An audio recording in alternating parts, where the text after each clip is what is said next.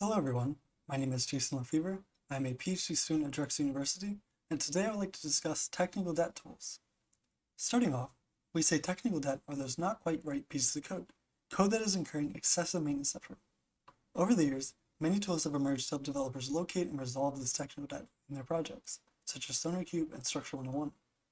It is worth noting that these tools can be expensive, and that they are used by developers and project managers to guide refactoring decisions. Firstly, are these tools reporting similar sets of problematic files? If they are, developers can be confident these files really contain debt.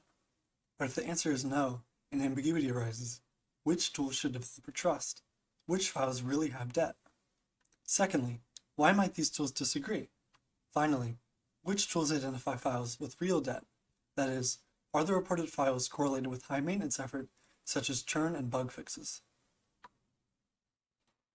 To conduct this study, we selected 6 tools, including popular commercial tools and new research tools. We also selected 10 open source projects for these tools to analyze. We selected as many tools as possible that allowed us to export and analyze the results. We start our comparison with one of the most basic metrics, lines of code. Here we use protusfactory.java from Apache Flume as an example.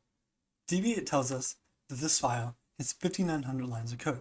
Designate tells us that this file has 6,300 lines of code. Structure 101 tells us that it has 13,000 lines. This is obviously bizarre. How could these tools disagree so much about something as basic as file size? We were not initially focusing on file size, but we noticed this inconsistency and decided it deserved more attention. So we enlisted the help of a fourth tool, SCC. SCC's entire purpose is to count lines of code. SCC tells us that there are 7,600 total lines of text, or 5,900 lines of actual code. You will notice that deviate agrees with the second number. Designate is between the two, and structure 1 is wildly off. Structure 101 is reporting almost double the lines of text in the file. We don't have their source code or documentation to tell exactly why this is. What is clear is that these tools already disagree on one of the most fundamental measures that you can define, file size. Now let's zoom out and look at the file sizes reported by these tools for all files across all these projects. I put up a table on the screen with the correlations between these reported file sizes. This 0.98 means that the file sizes reported by Designate and Deviate share an 0.98 correlation. We also looked at the 20 largest files reported by each tool, because in practice, developers will start with the highest ranking files first. This upper triangular portion of the table reports how the 20 largest files picked by each tool overlap, averaged over the 10 projects. This 15.7 here means that on average, Designate and Structure 101 have only 15.7 files in common among their respective largest 20 files. So as a preliminary answer to our first question, do these tools agree with one another? No, they do not agree, not even on a basic measure like file size. The reason could be different definitions or bugs. It's simply unclear. Moving on to another basic measure, complexity. We use the same format as before. Below the diagonal, we have correlation, and above the diagonal, we have the average overlap between the 20 most complex files, as reported by each tool. Designate and SCC both report cyclomatic complexity. While Designate reports number of branches plus 1, which is the textbook definition of complexity, SCC only counts the number of branches, making it differ from that of Designate slightly, but still with an 0.91 correlation. Structure 101, on the other hand, defines 2 complexity measures, one derived from the other, which gives an 0.92 correlation between them. While these are not cyclomatic complexity, the measures of Structure 101 are only moderately correlated with the other tools. But there's a large caveat we have not yet mentioned. Complexity correlates with size. If you have a large file, you will have more surface area for complexity, code smells, and other problems. To account for this, and to remove the impact of large files, we normalize by file size, then calculate correlation and overlap. It is clear that after normalization, just about all the correlation and overlap disappears. The previously strong correlation between the 2 cyclomatic complexities is now quite moderate. The correlation between Structure 101 and the other tools is incredibly weak, hovering around 0.1, and the overlap between all these measures is also, unsurprisingly, abysmal. Aside from Structure 101 agreeing with itself, none of these pairs are able to crack 3 out of 20 files. So again, these tools do not agree with one another on which files are the most complex. This is a worrying start, as we have found there's little to no agreement on basic measures like complexity or file size. But these tools report more than just this. How do these other measures compare? We put all of the measures into a big table, as shown here. But this time, we are only displaying the number of projects where these measures are moderately or more correlated. So this eta I've circled here means that deviate issues and arch fan out are moderately or more correlated in 8 out of 10 projects. Notice that there do appear to be some pairs of measures that are moderately or more correlated across most projects. Again, we will look at the overlap among the 20 worst files as reported by these measures. Above the diagonal, we are displaying the number of projects for which that pair of measures agree on at least 10 out of 20 of the worst files. Again, you will notice that many of these pairs show a non-trivial overlap of the worst files. However, we call attention to the central caveat. How much of this agreement stems from simply finding large files? What happens when we normalize? You will notice that virtually all agreement disappears. We are left with a large empty table. The only notable entry left is the correlation between the complexity of designate and SCC, which we have explored previously. In fact, you will notice that this is the absolute best of all pairs after normalization. Besides this, these tools simply do not agree. Cycles between files are well known to be problematic, and many of these tools report instances of cyclic dependencies, which are strongly connected components within the dependency graph. We are short in time, so I will jump straight to the conclusion. While the cyclic dependencies found by these tools somehow overlap, the exact size of these cycles and the participating members can differ wildly. Additionally, many cycles are only detected by one tool or the other. As an example, let's look at the following cyclic dependency as identified by Structure 101 and deviate. You will notice that deviate has included 2 more files, and the exact dependency graph is not the same. Some of these dependencies are only detected by one tool or the other, so it is no surprise that they disagree. Again, the differences are caused by differing definitions or interpretations of the concept of cyclic dependency, despite strongly connected components being a well-defined mathematical concept. For instance, Structure 101 does not allow for overlapping cycles, so a file can belong to at most one cycle. Finally, let's try to answer our third research question. Are any of these measures really reporting technical debt? That is, are any of these measures correlated with maintenance costs? Up in the screen, I put a table similar to before. Each cell has the number of projects out of 10, which are at least moderately correlated or have non-trivial overlap. The first 4 columns are correlation, the last 4 are overlap. So this 1 indicates that in 1 out of 10 projects, deviate issues is moderately or more correlated with bug churn. You will notice that size is correlated with these maintenance measures. Clearly, larger files have a greater chance of changing. But again, are we just finding large files? What happens when we normalize? After normalization, we can see that just about all correlation and overlap disappears. This implies that most of these measures are not giving any further insight into the presence or location of technical debt beyond finding large files. We do see one notable exception. In 5 out of 10 projects, deviate's modularity violations were moderately or more correlated with change frequency. For deviate, a modularity violation is when 2 files change together, without a syntactic dependency between them. Because this definition takes into account code change, it is reasonable to expect it to correlate with change frequency. However, it is not the only one that uses code change. Deviate's crossing also considers code change, and yet it was not found to correlate with any maintenance measures. This implies that modularity violations are able to locate technical debt beyond simple file size. So, winding down, we have found that many technical debt detection tools often disagree about basic and seemingly objective measures due to different definitions or interpretations of fundamental concepts in software engineering. Furthermore, the majority of what is reported by these tools are no more insightful than lines of code. Additionally, taking historical information into account is necessary, but not necessarily sufficient criteria for locating technical debt. These results are worrying since developers trust these tools and spend considerable resources on refactoring based on the issues they highlight. So where do we go from here? We need an independent technical debt benchmark and a widely validated metric suite so that projects can confidently assess, track, and compare their quality between projects and over time. This would require a much more rigorous model of file-level technical debt. Without work in this direction, we are left stumbling in the dark. Thank you for your time, Have a great day. Hello, everyone. Welcome to the Q&A session for the paper entitled On Lack of Consensus Among Technical Debt Detection Tools, a large study that compared many tools. Thank you for a great presentation, Jason. Today in the Q&A, Jason Lefevre is also joined by Yuanfeng Cai and Humberto Cervantes, two other co-authors of the paper. And we are ready. I'm from University of Victoria. I'm Daniela Damian. I'm ready to take the questions. And we have the first one by Peter. Often removing nested blocks increases the number of lines. Did you find any reference or tested the hypothesis that there is a correlation between complexity and size? I can take that. So we didn't directly consider the nested blocks of lines. We tried to check documentation for all these tools and how exactly they calculate lines of code. The only tool that had any significant documentation was SCC, because the entire purpose of SCC is to count lines of code. Maybe it's there, maybe it's not. I guess we didn't give prior to that question.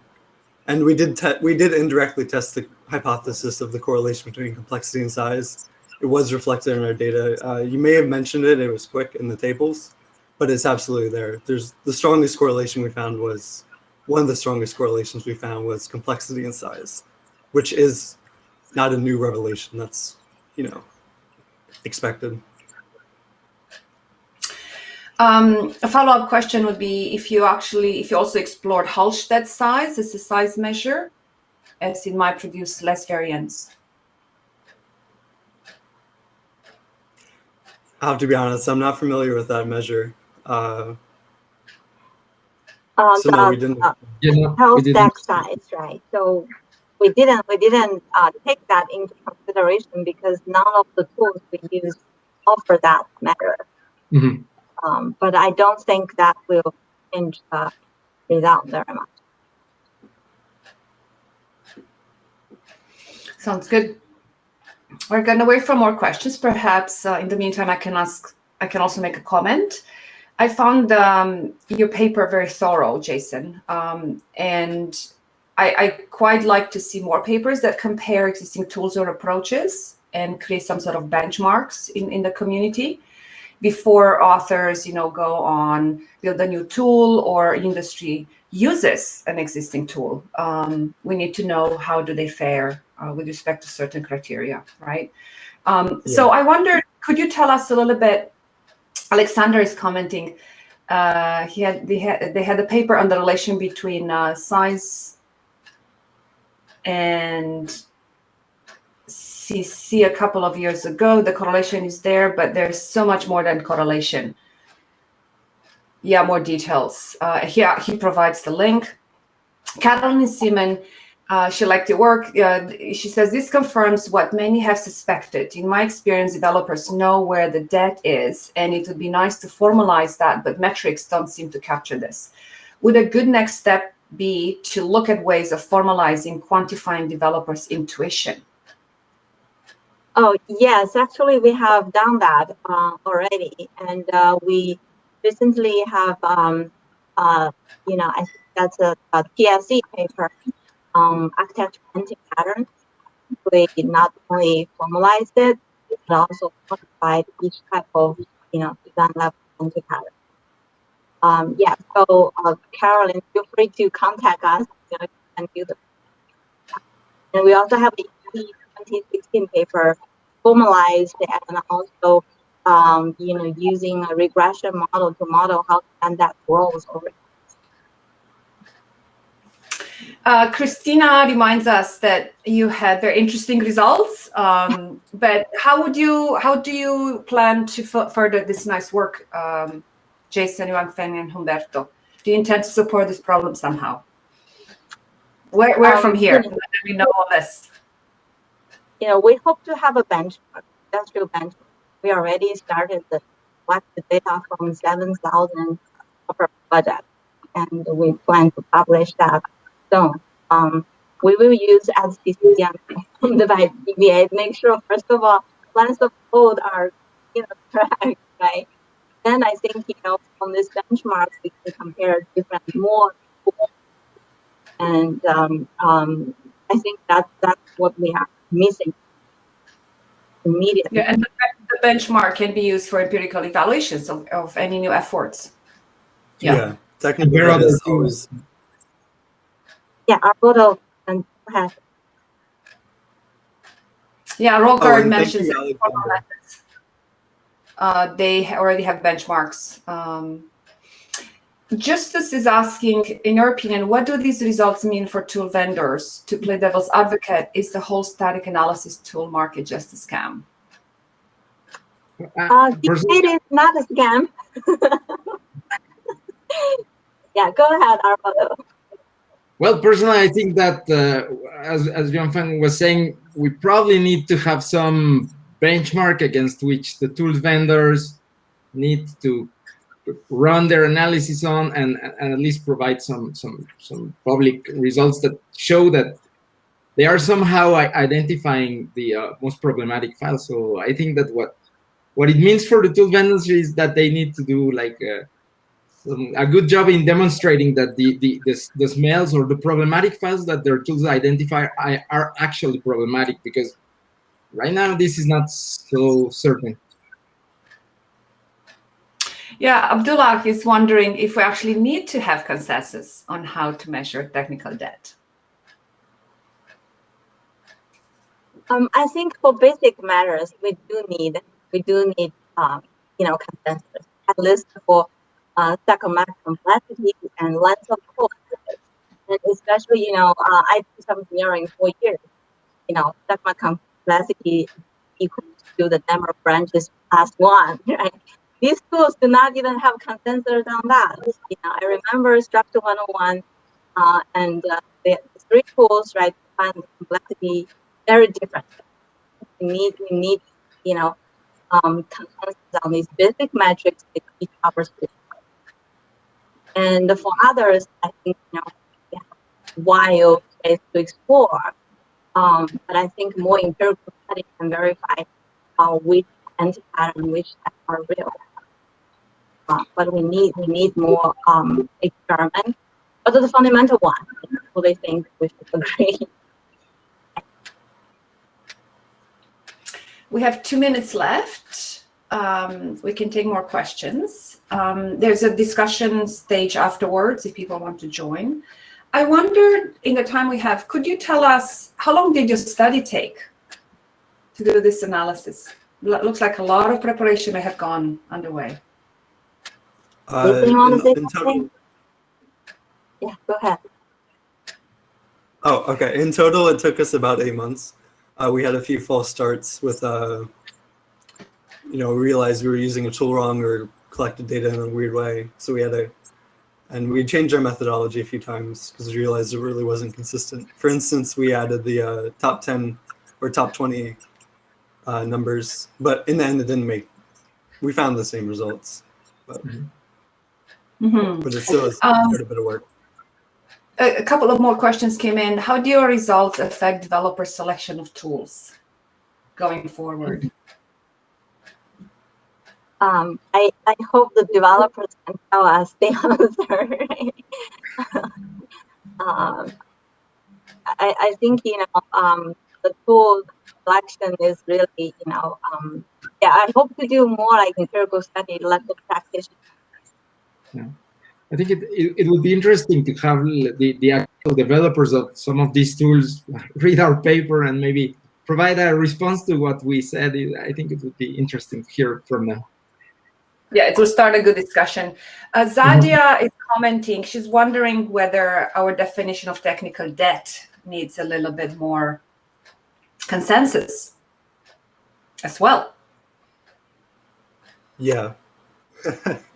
It's a tricky thing to pin down, I guess, because it certainly exists in the intuition of any developer. But when you try to quantify it, what we found is you end up with really strange things or disagreeing or so on. It definitely needs work. Sorry.